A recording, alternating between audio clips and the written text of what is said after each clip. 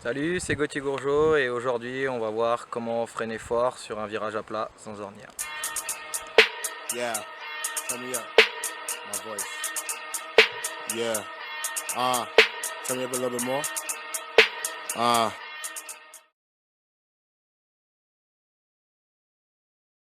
Donc d'abord, le but c'est d'arriver sur le bon rapport, donc souvent en pit bike c'est le troisième. On choisit un virage, le but c'est toujours de faire un peu extérieur, intérieur, extérieur.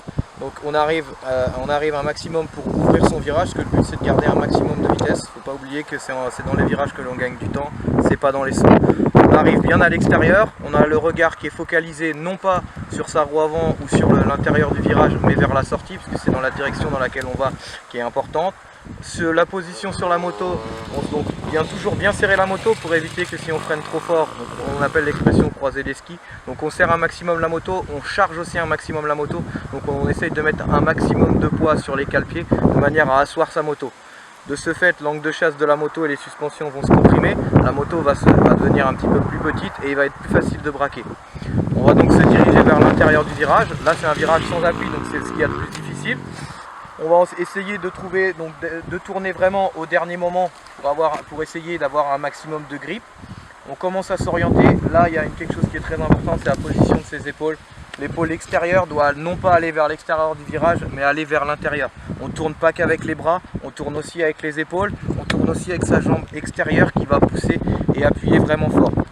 À partir de ce moment-là, toujours avec un regard bien vers le haut, il laisse son petit filet de gaz, ça ne sert à rien de sauter trop l'embrayage, on n'est pas des pilotes américains, ça peut être impressionnant, non, on regarde un mouvement qui soit linéaire, et ensuite, on s'assoit, donc vraiment on s'assoit qu'au milieu du virage, puisque toute la phase d'avant on a été légèrement fléchi, on s'assoit au milieu du virage, on recharge l'arrière pour avoir un maximum de grip, et on ouvre progressivement la poignée de gaz. Ça ne sert à rien d'accélérer en 3 ou en 4 fois, le but c'est vraiment d'avoir un mouvement au maximum linéaire. Vous n'allez pas vous fatiguer, vous allez être plus efficace. En cas d'herbe humide, de boue ou autre, vous allez ne saucissonner de l'arrière.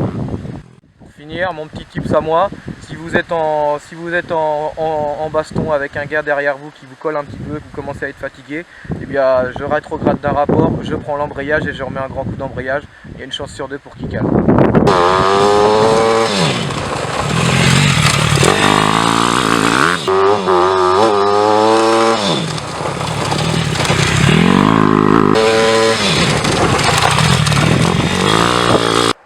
J'espère que ça vous a plu et que ça peut vous servir, et à la prochaine.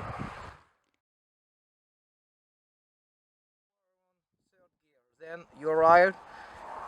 The vision is not during your front wheel. You have to keep here and burr up.